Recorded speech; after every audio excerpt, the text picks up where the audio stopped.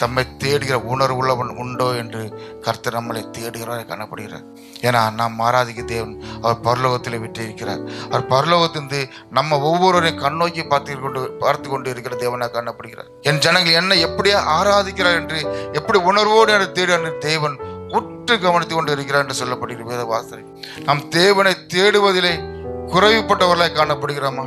எந்த அளவுக்கு நாம் தேவனுக்கு அடுத்த காரியங்கள் தேவனுடைய காரியங்களில் நாம் முழு ஈடுபாடோட காணப்படுகிறோம்? இந்த அநேக வேளை நாம் உணர்வற்றவர்களாய் காணப்பட்டு பாவத்திலே விழுந்து தேவனோடு நாம் தூரமாய் காணப்படுகிறோம். நம்முடைய ஒவ்வொரு அன்றாட வாழ்க்கையிலும் நம்ம தேவனுடைய காரியத்தில் எப்படி உணர்வோடு காணப்படும் தேவன் அதை நம்மளை உற்று கவனிக்கிறாய் காணப்படுகிறார்.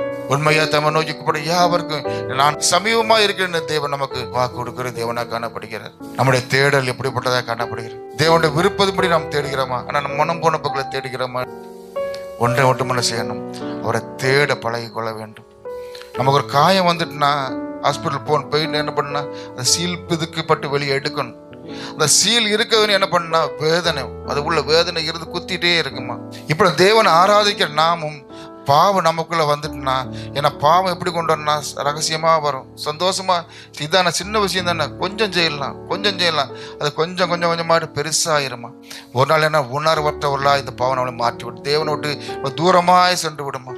நாம் சீல் பிதுக்கப்பட்ட அனுபவத்தில் கடந்து வரணும். தேவன் அதான் விரும்புகிறார். காயம் கட்டப்படணும். நமக்கு நம்முடைய பாடுகளுக்காக, நம்முடைய பாவங்களுக்காக, நம்முடைய மீறுதலுக்காக அவர் காயப்பட்டிருக்காரு, அவர் நொறுக்கப்பட்டிருக்காரு. நமக்காக யாவையும் சகித்து இருக்கிற தேவன் அவரை நாம் எந்த அளவாய் தேடுகிறோம், எந்த அளவை நாம் உணர்வுள்ளவனாய் காணப்படுகிறோம்.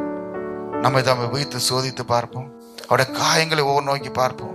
உணர்வோடு, ஆண்டவரே நீங்க எனக்காக இந்த காயம், எனக்கு ஆண்டுகளை பட்டேன் ஆண்டவரே, எனக்காக பண்ணீங்க, எனக்காக என்று அந்த உணர்வோடு அவரை பார்க்கும் பொழுது தேவன் நம்முடைய எல்லா பாவங்களும் நமக்கு விடுதலை கொடுக்கிற தேவனாக காணப்படுகிறார்.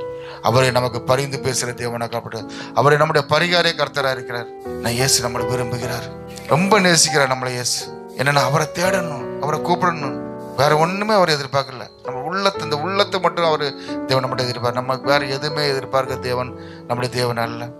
நொறுங்குண்டு இருதயத்தையும் தன்னுடைய பாவங்களை நினைத்து மனம் வருந்தி தேவசனம் மன்னிப்பு கேட்டு மனம் வருந்தும் நொறுங்குடையதோடு அவர் நோக்கி பார்க்கும் பொழுது தேவன் நம்மளுக்கு இரக்கம் காணிக்கிற தேவனாக காணப்படுகிறார்.